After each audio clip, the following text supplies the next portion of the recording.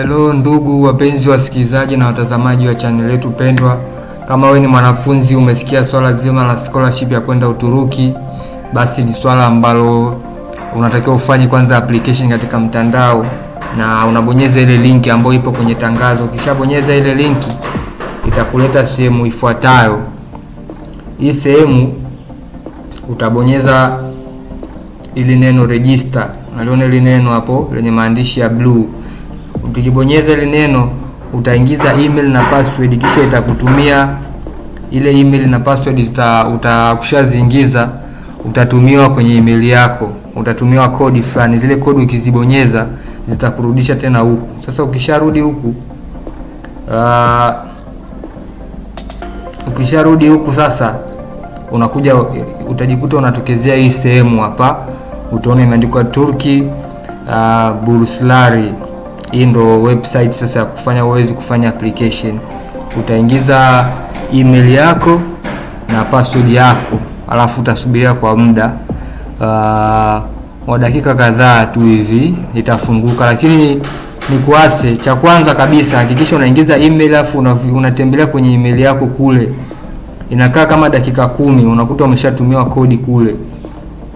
Una confirm au una activate account. Kisha activate, unaona hapo nimeingiza email na inasubiria kufunguka. Imefunguka. Unaona hapa kuna sehemu utakuja kuweka picha yako hapa.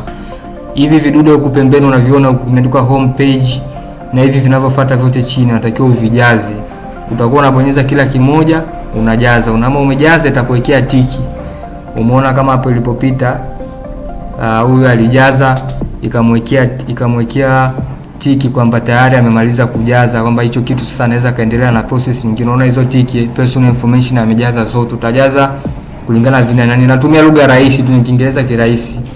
Utajaza itakuwekea tiki, utajaza zote mpaka kitabaki kimoja kinaitwa my application. Cha mwisho huku chini kile utakiacha kwa sababu kile utakuja kukifanya mwishoni. Baada hapo sasa umeona hapo itakuleta sasa kwenye namna ya kuapply ukiwa umeshajaza. Umeona hapo pameandikwa application. Unaona application, unaona hapo pameandikwa sijui nini. Personal information zake umeona zimewekewa tiki. Kwa hiyo unaona zote hizo zote unaziona zina tiki. Hizi natakiwa uziangalie sana kwa umakini, usijazi kwa na kama tiki haijatokea ujue haujajaza vizuri. Na hapo sasa imekuja kwenye application. Umeona hizo ni kama umemaliza form 6 uta apply degree. Kama umemaliza degree uta apply masters. Kama umemaliza masters uta apply PhD. Kila level ya mwisho utakayojaza pale kwenye education, kwenye hivi box vya pembeni ndio itakayokubali, zingine hazitokubali. Kwa hiyo kama level yako ya mwisho ni degree, ukijaribu kuapply tena degree itakataa. Unaona hapo kibox hicho cha kuapply, nadhani unaweza ukaona unakiona kile kibox cha kuapply kile cha blue. Ngoja tukiangalie tena hiki hapo, unakiona hicho kibox. Kwa hiyo kama huyu kwa mfano yeye amesoma mpaka degree, kwa hiyo hawezi tena kuapply kwenda kusoma degree nyingine kule anatakiwa akasome masters.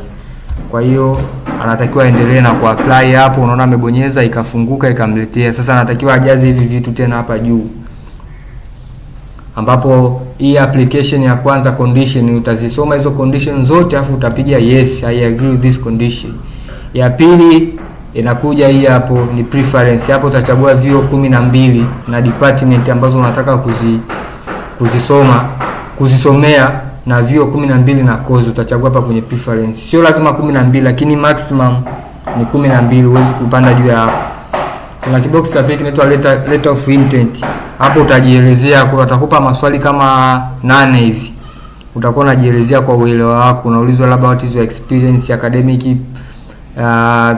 your academic background and this what do you want to, what is the significance of studying in Turkey, why have you decided Turkey, na vitu vingine utaulizwa kwenye letter of intent. Na vitu vingine hapo utaambiwa ujaze referees wako utawajaza hapa pembeni, na process ni kama hivyo.